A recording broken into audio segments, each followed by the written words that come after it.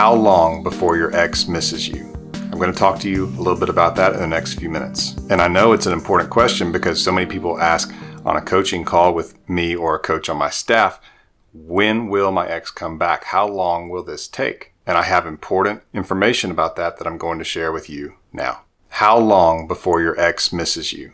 I'm going to talk to you a little bit about that in the next few minutes. The first thing that can determine how long this will take is the quality of the relationship. And I have some different things to say on this than you are probably thinking. First is, if you are the one who has been dumped, because you feel loss, you feel the loss of things that are positive for you, that are good for you. And so your view of the relationship is going to be different than their view, at least at the moment. It takes a while for them to view the relationship beyond what happened prior to the breakup, because oftentimes that's when they noticed their feelings fading the most, or when there was an event like an argument or cheating or dishonesty or rejection that made them say, this is not for me. But with time, as the smoke clears on that, they can look back at the relationship more for what it was as a whole. And that's where, if the relationship was good and it had good memories, strong moments, strong feelings that they can remember, then that's when they can begin to realize that this breakup could have been more reactionary. And some people who are mature enough and have the capacity for that kind of thought can actually make a lot of progress in terms of doubting their decision to break up with you. And so that's where, if the relationship was good at one point and overall you would say that it was good, then that gives you the best chance that they can come to this realization as well once the smoke clears and once they go through the stages that an ex goes through typically after a breakup. And I'll get into more of that a little bit later. Number 2 is, was the relationship more positive or negative for them? And that's where they could like a lot about the relationship, but if it was stressful, if they felt like you were selfish, if there was a lot of rejection, if they felt like it only flowed one way, they complimented you a lot, you rarely complimented them, or maybe you saw yourself as the prize and that they weren't. A lot of times when people realize that that's what's going on, it can lead to a breakup. And so if they have to look back at those things, you could be up against a situation where they think they have more positives out of the relationship than inside of the relationship. Even if the relationship was pretty good overall, they can decide one outweighs the other. And hopefully that's where the positives can outweigh the negatives. But in certain situations, if they view the relationship as more of a negative than a positive, then it can take a long time, or they could not come back. But don't worry, I'm going to give you information and tips to help you get your ex back. I'm just telling you that it doesn't always happen. Number 3 is, if you're using the no contact rule, if you're still trying to contact them, then what can happen is that they don't feel like that you are letting them have the breakup, and so they're not getting what they want. And it's kind of like a caged bird. They want freedom. They want to know what this breakup holds for them, and they think it's going to be a good thing. So if you won't let them go because you keep interacting with them, you won't respect your decision, it can make them want the breakup more, even though they don't truly know how they feel about it because they haven't experienced it yet. And that's why it's so important to use the no contact rule, to give them the breakup as soon as you can and to let time work on them. So are you using the no contact rule? Giving them the breakup is not manipulation. It's not a game. It's something that someone does who handles the situation with dignity and self-respect. When someone says that they don't want you in their life anymore, it's not classy, it's not graceful, it's not mature to try to force your way in when you're not wanted. The mature way to handle a breakup is when you are not wanted and when you are asked to leave, that you leave. You give them the breakup and you don't try to force your way back into their life by not giving them a choice or disrespecting their decision. And so people will still accuse me sometimes of suggesting that people play games, but there's nothing about that is a game. If anything, the idea of thinking that you could go bombard them with magic words, or that you could try to make them listen, or that you could show up and cry and try to get them to agree to get back together with you just because you're emotional, that's where we're talking about manipulation and games. And that's what I'm trying to spare you from, because it's not attractive and it will push them away even further. And I have seen it thousands of times. So I'm not guessing at this or just giving you theory. I'm giving you observations. And those are really powerful things because they're outside of the world of just imagination. These are things that I have witnessed. I have been with people, coaching them, guiding them, watching these things. And there's been plenty of times when they come to me and they tell me what they have done.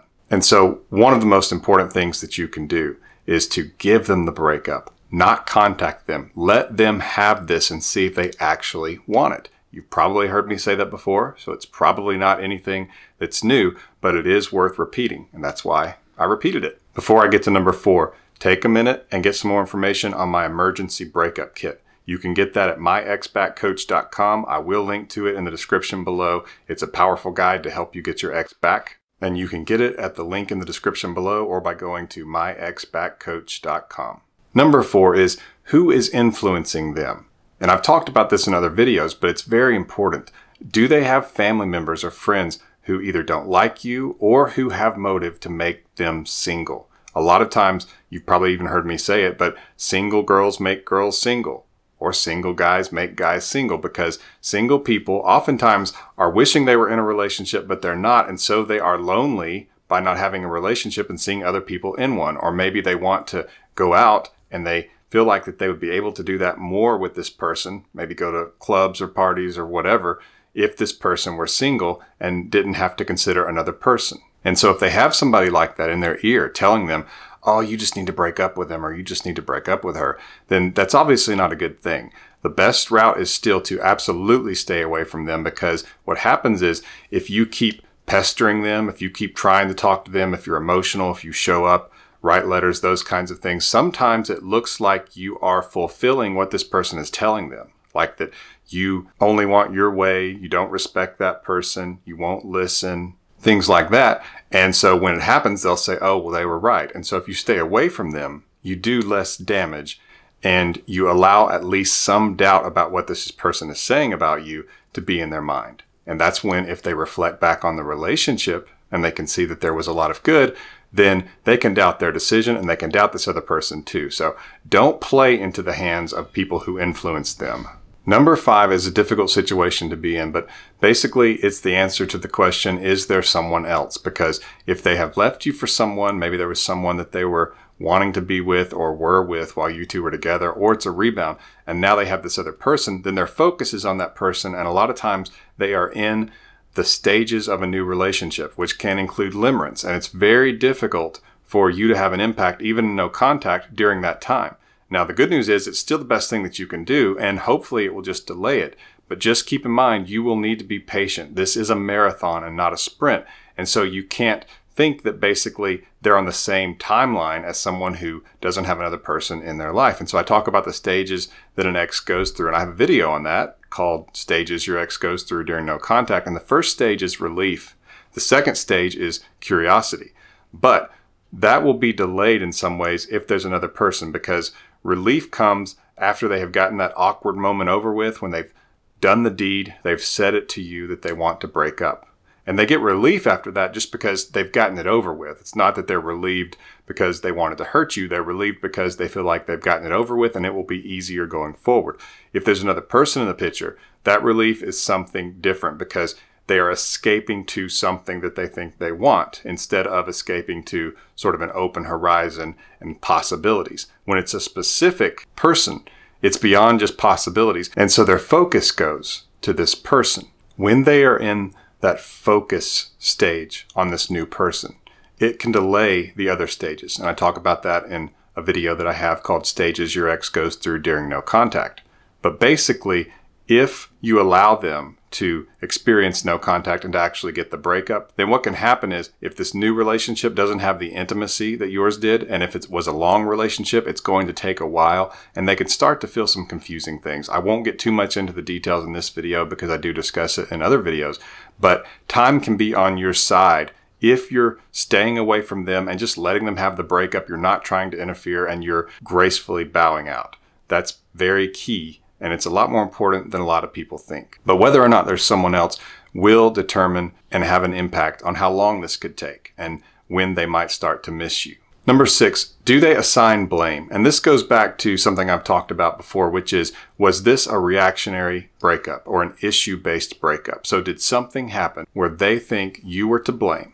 And if you haven't apologized and you realize you were, then you should reach out. You should apologize. But it shouldn't just be for something too small, or else it will look weak.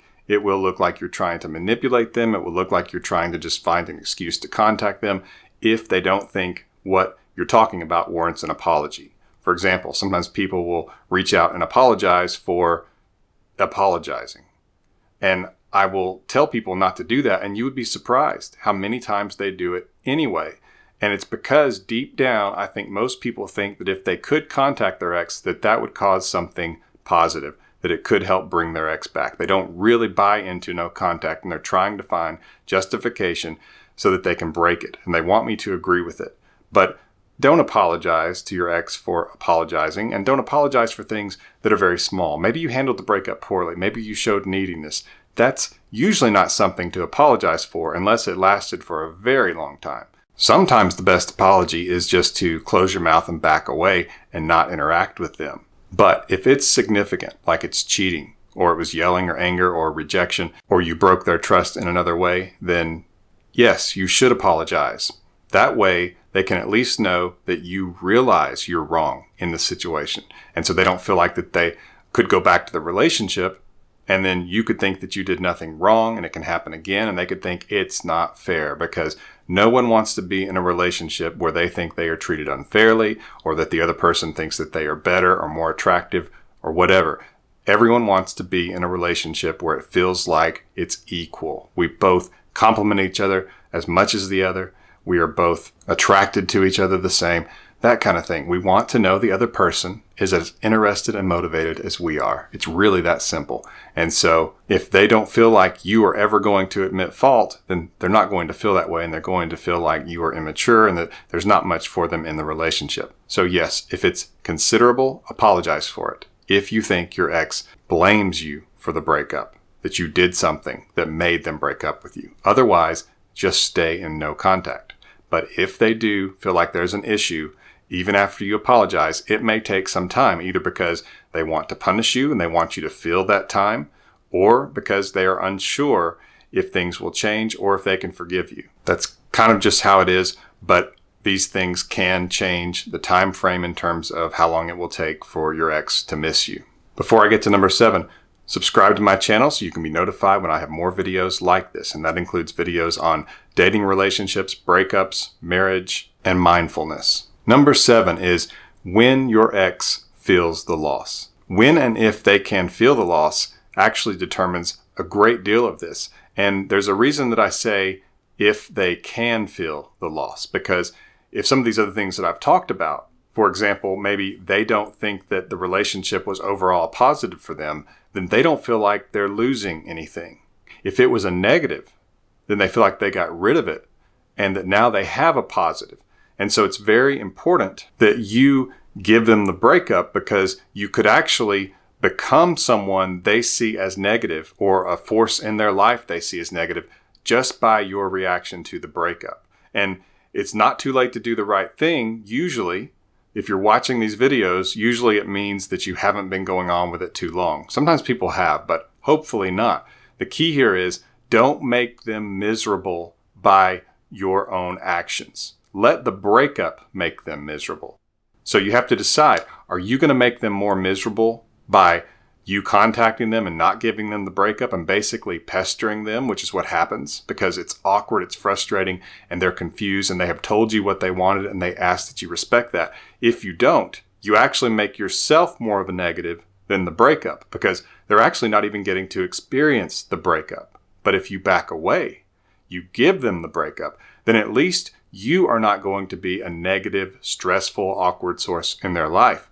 But the breakup just might become that if they're able to think back, see some good times, and begin to fear that you could get away. Then that becomes the negative energy in their life. That becomes their concern. And that's one of the stages that they can get into, is concern. But they can't be concerned that they're going to lose you if you won't go away. And so it's very important that you back away, give them your silence, which is very mysterious and makes them assume the worst, that maybe you are beginning to get away, maybe you're finding someone else, you're moving on.